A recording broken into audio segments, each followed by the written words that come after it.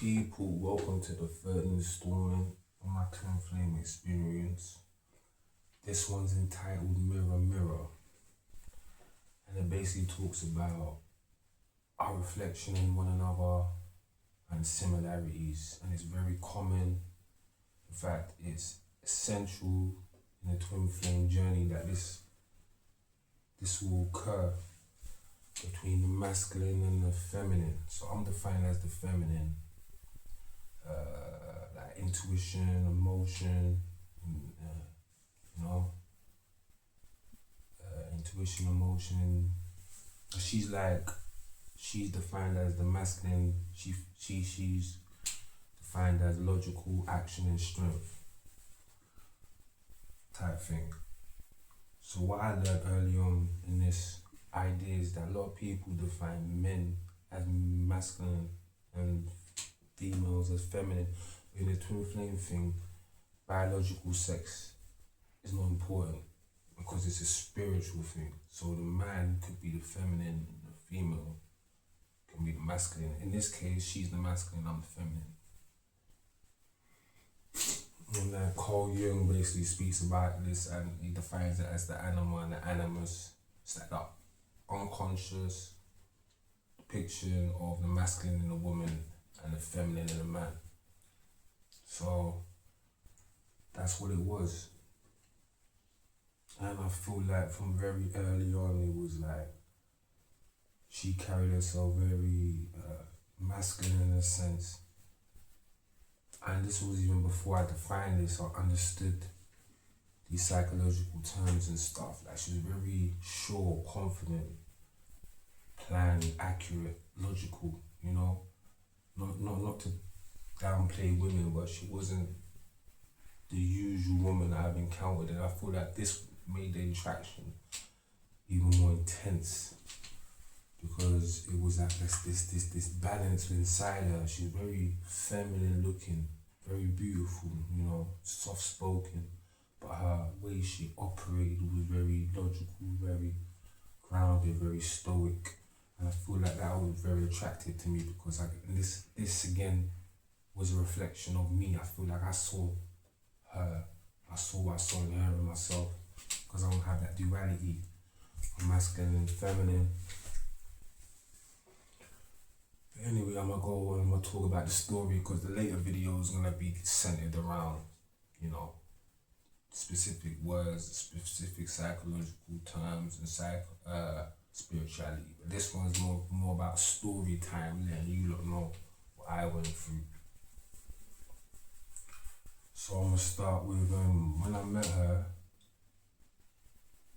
Coming from our previous video, I realized that I've been around a lot of false love.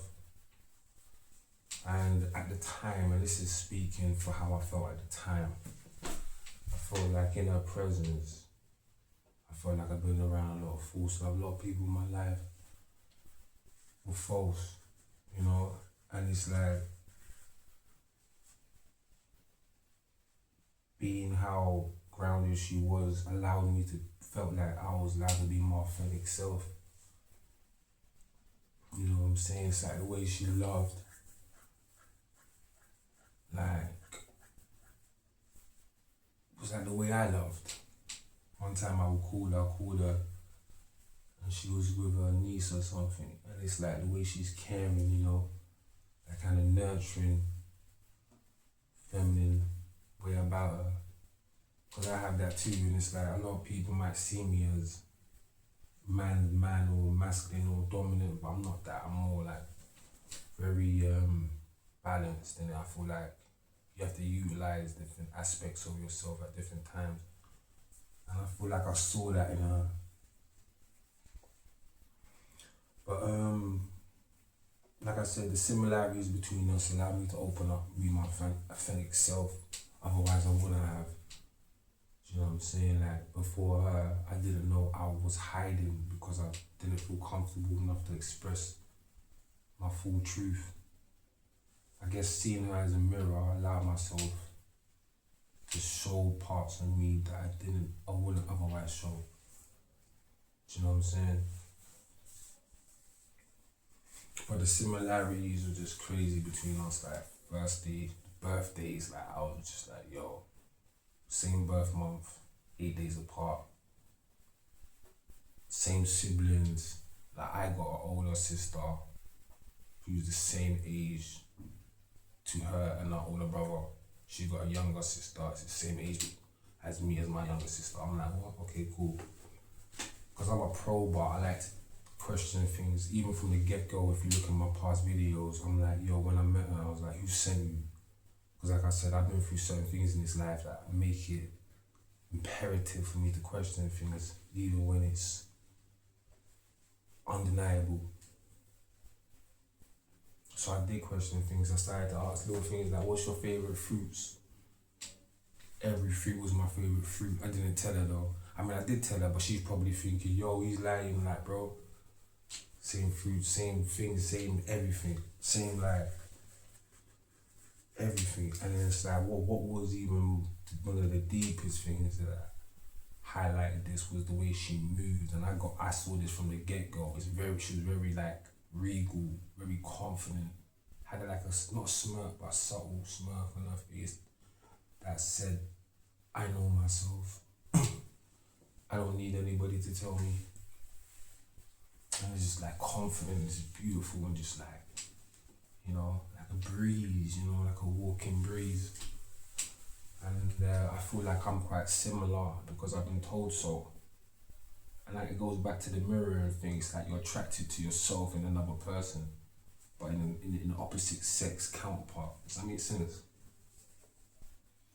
So she moved like that, and that was just like, yo, you know. And then like another thing is like I had an accident. Like again, if you go to my past video, I had an accident, which was like a year and a half before we met or something like that. She had the exact same accident, the exact same injury, yeah, around the exact same time.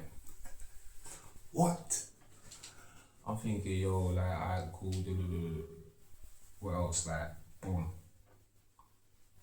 One time we linked up, we didn't link up much, but we linked up.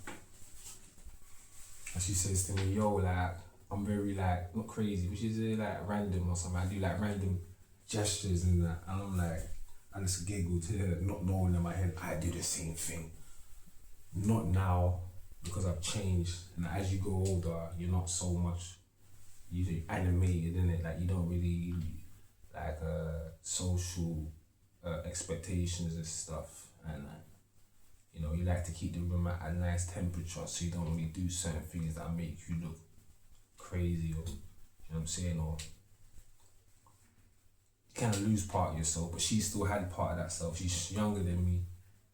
She still had part of that self, part of herself. I guess in a lot of ways, she was me at a point in my life. Does that make any sense? Because what I failed to tell her, and I wish I did tell her more, was that we're very similar. Who she is now was what I was some time ago. The way she thinks, the way she moves, everything. Like, and this is what was just like crazy to me. I started to think to myself, like, I've never ever met somebody in my life who not only am I attracted to, but has some similarities to me. And it's like you come across people in your life, you're like, yo, yeah, this person's sexy, da da da. This person's whatever reasons you find to link up with people, yeah, those are those reasons, yeah. But I've never in my life had such a profound reason in a way we're so similar. You know what I'm saying? And it's just like unbelievable. And I feel like that's one of the things that makes the twin flame connection so powerful. Because it's that, like, you know, I guess I saw in everything I saw in her I liked was parts of myself that I currently like or liked at a point in time. But Carl Jung talking about the animal and the animus, the feminine and the masculine reflection within one another, it shows the positives, it shows attraction, it shows, you know, all of these things, but then it also reflects the negatives. Unhealed wounds and trauma, ways of thinking, behaviors. You know what I'm saying? Like, and for me, one thing that I could know was one of the bad things was my abandonment issues. And if anybody knows anything about twin flames, is that not only does it highlight, not only does it align you with probably the most attractive person or the most person that you want more than any other person in your life, it highlights your unhealed traumas. And this goes back to my first video before we met, because this is why it's such a roller coaster. Because before we met, I was stoic. I had to be survival mode. I had to not show my emotions. Like, I was in a place worse than everybody around me, but I was taking everybody else's emotions on board. Like, yeah, holding it down every day. Do you know what I'm saying? Like, just holding it down every day type thing. And it's like, it's just a roller coaster of emotions. So I was like stoic, I was grounded, I was survival mode and that. And then meeting her, like I said, it highlighted issues that I thought I would resolve, but really what it was is I buried it. I guess consciously I was dealing with so much things that subconsciously I had to bury certain other things in order to survive. But then meeting her brought those buried things to surface. And I guess that's one of the points of the twin flame connection. And it's like at the time, it was about a few months ago, last year, and I guess I met her, and it was about 3 weeks or a month. It was very fast, and this is significant too. It was very fast for someone like me to not only analytically judge and find a sound, yeah, but then to get such emotionally in depth with someone like that at a point in my life, the way I was crazy. In the amount of time it was done, but it happened. I'm like, so yeah, that was it. It was just like, yo, not only are you beautifully, wonderfully made, your voice is just resonating with my soul. Yeah, the attraction is just it's just crazy. Yeah, you know what I'm saying? Like the words that come out of your mouth are just perfectly made. And it's like, you know, she never said things that I would want to hear, but she just would say the right things, and that was crazy. Always said the right things. And it was just like mirror on the wall. You know what I'm saying? And then so that will bring me to my next video. So again, this video is just story time to let you know what I've been through regarding this twin flame connection. I hope this video resonates. I hope you learned something. I'm gonna make a new video soon, chapter 4. So look out for that. If you ain't liked, commented, subscribed already, please do. And I love you all. Thanks again.